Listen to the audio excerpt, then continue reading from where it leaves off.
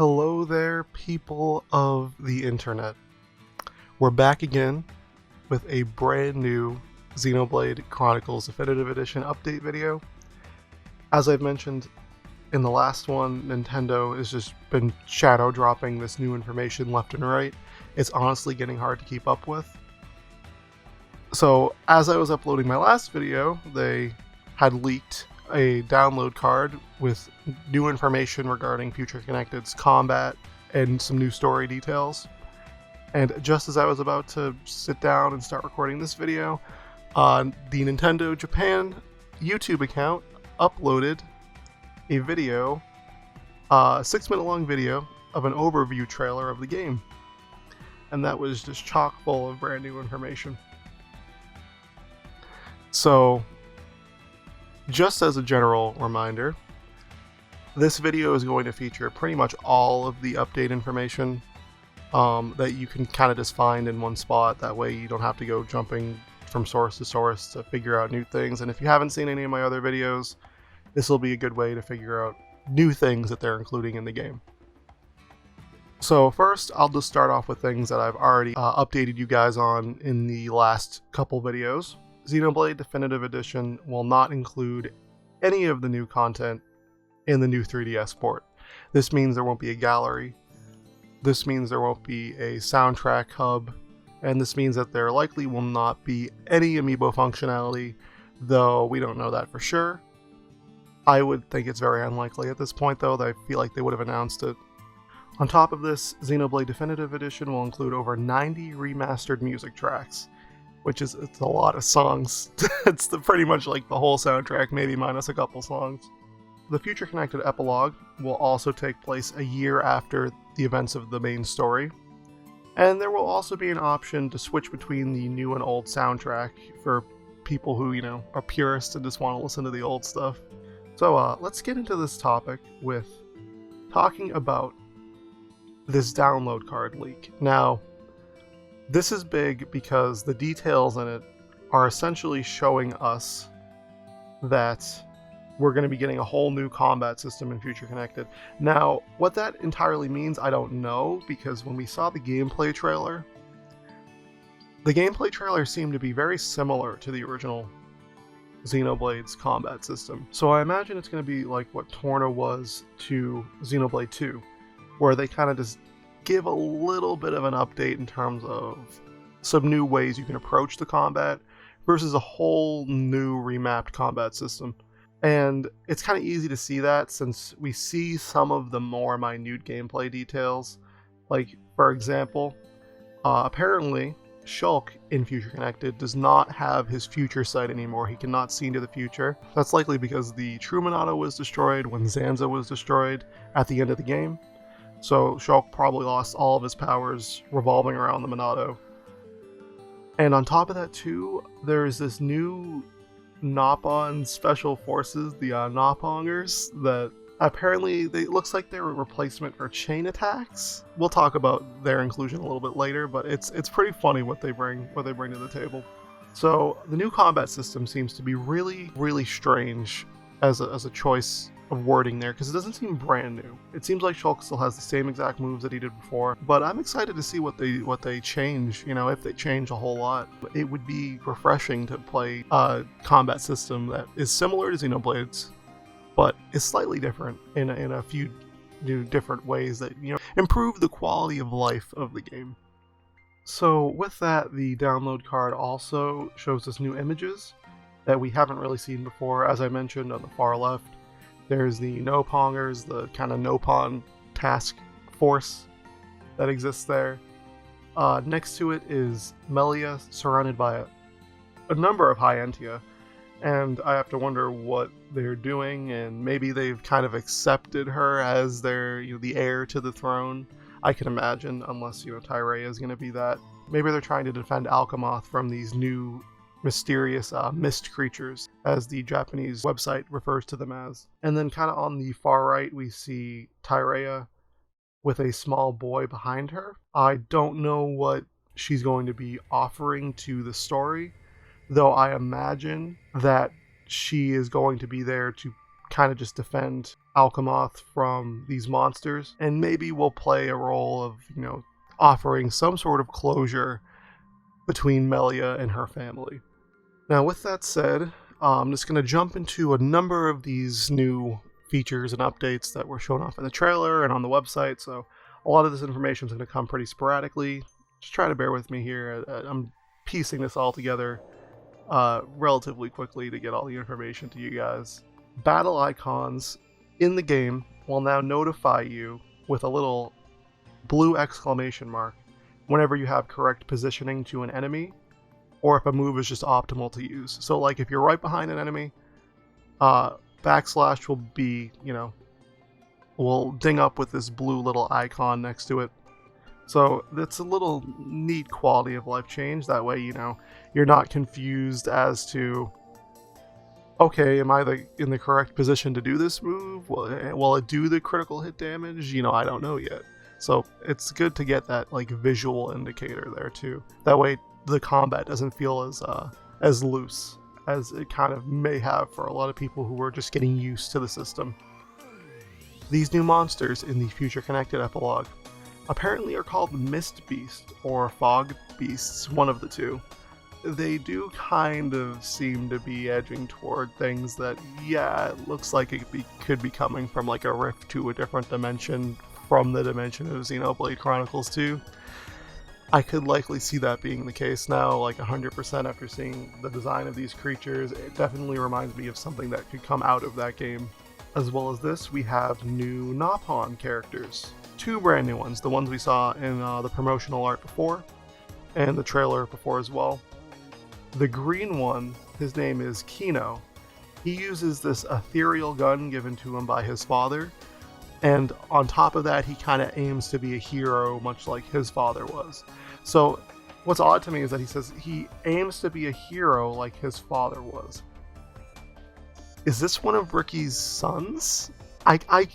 Maybe I'm wrong, but I feel like it would be very interesting that one of Ricky's kids, a year later, wants to try to follow in his footsteps, because he says he wants to be a hero. Ricky was the hero pawn. Just a seed to be planted in your head. It would be pretty cool to have Ricky's son follow you around, and maybe he'll give updates to what his dad's doing or stuff like that. You never know. The pink one, her name is Nene. She seems to act like a motherly figure toward him, and the game notes that despite her appearance, she's a very powerful combat character. So I wonder if she's going to be like a tank in the party, like a replacement for Ryan, for example. That again would be very interesting to see. Though I want to see how the dynamic of these 2 characters plays in too, because it seems like they exist more than just, a little cameo of a Nopon character. They're possibly going to have a big story role in this too. So the new location, the Bionis Shoulder, is apparently just floating in midair now too. The website makes note that it is the left shoulder of the Bionis that's floating. And I guess that kind of makes sense, since, the Bionis was destroyed. Maybe the shoulder just stayed up in the air and chipped off. As I mentioned earlier, they are now bringing out the squad. The Nopon Special Forces group, dude. The Nopongers. They are they kind of seem to be a replacement for chain attacks. I don't know if chain attacks are still going to be in Future Connected, but they kind of do this special, almost Persona 5 finisher type move, and it's really cool to see. In the trailer, you see that they do this attack where they send out a bunch of territorial Robart enemies at the enemies that you're fighting, and it looks just hilarious. I love it. It's so goofy and campy. It definitely adds a lot of personality, and I'm hoping that these are kind of, moves that are finishers. They do a lot of damage, and they're maybe just big game changers for certain difficult combat encounters. Now, as I mentioned before, Shulk can no longer see into the future, as was translated on the Japanese website. This will definitely alter how we approach combat, since we won't be able to see if an enemy is about to kill one of our party members with a critical move. We can't really predict their next movement. I guess that's maybe the biggest change they're going to make to the combat system in Future Connected. My guess is that that's definitely is going to kind of be a harder version of Xenoblade's combat system, where you have a limited cast of characters, you don't have all the tools that were available to you before, and possibly the game is a little rougher in terms of enemies can be more difficult to defeat or require more nuance or skill to beat, which I can understand since it's an epilogue. It's meant for the people who already beat Xenoblade, so it's meant for people who are veterans to the series. Now, there is a bunch of new information regarding quality of life changes that the game is going to include as well. For example, you can now see trading info without talking to NPCs, which is a kind of a big change. It'll likely make rebuilding Colony 6 a lot easier, and it will likely make the trading feature a lot more useful just in general. That way you don't have to go back and forth and talk to people all the time to see what trading items they'll offer. And on top of this, you can now set active quests, and the organization of quests has improved dramatically. You can see who offers a quest, how much money you'll get for it, the specific details for the quest as well.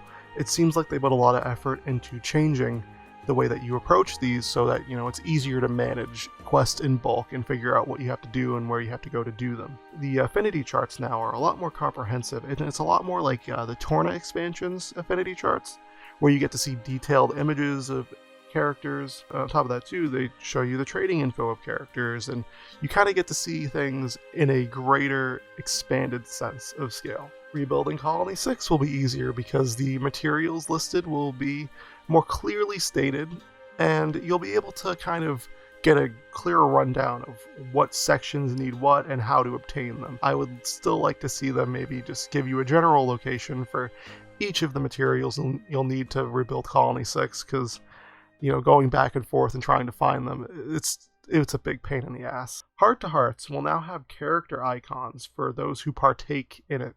So they show off in the trailer Shulk and Fiora as a heart to heart in an image. And it's just, I don't know, it's a nice little visual change. It really doesn't do much though in terms of changing the way we alter how we approach the game.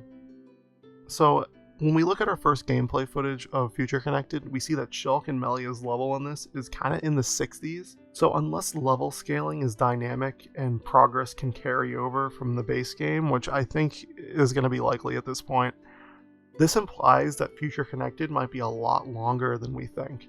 I'm wondering how long this will be. Maybe it'll be as long as Torna was as an expansion. Torna was like 20-30 hours. So a 20-30 hour Xenoblade epilogue, I just hope they don't pad it out like they did with Torna. That's one of the things that kind of irked me about the Torna expansion for Xenoblade 2, is that 100% the tail end of that was super padded. They made you go back and forth to try to build up the affinity for that city, and you had to do all that side stuff, that monotonous side stuff. It was just too much to handle for me. I went through it, but it was just like, oh, you're really making me do all this just to see the end. It seemed like a little too much in all honesty. I hope they don't do something like that with Future Connected, like, having us rebuild Alchemoth and running around the shoulder for 20 hours doing meaningless side crap. It would be very, very annoying to have to sit through that. So finally, the one thing I really want to talk about here is how Future Connected is going to approach its narrative, because it seems like it's going to be drastically different from what I had initially expected. So Shulk losing his future sight and Melia's prominence in all of the footage and all of the gameplay kind of cements to me that she's gonna almost be the main character in Future Connected. The story's definitely gonna revolve more around her and her plight and what she's going through in this story, because as I mentioned before, I feel like in the original Xenoblade, Melia definitely kind of was left on a cliffhanger. We never got to see if she returned to her family, and we never really got to see her find the closure that she desperately kind of needed after, her father died and she essentially lost everything. So having a Xenoblade epilogue where she is just the main character is definitely going to be refreshing to see. I want to see what they approach to her character and how they can flesh her out, and how they can show how she's matured in the 1 year gap between the original game and this epilogue. So with that said, that's pretty much the extent of the update that I can give you guys in this video.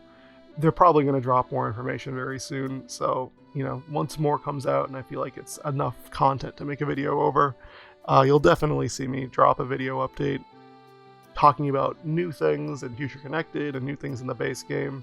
Thanks for watching. I appreciate you guys a lot. Thanks for sticking around for this. We're like 28 days away from Xenoblade Definitive, guys. It's getting closer and closer. It feels more and more real every single day. I'll see you guys in the next one.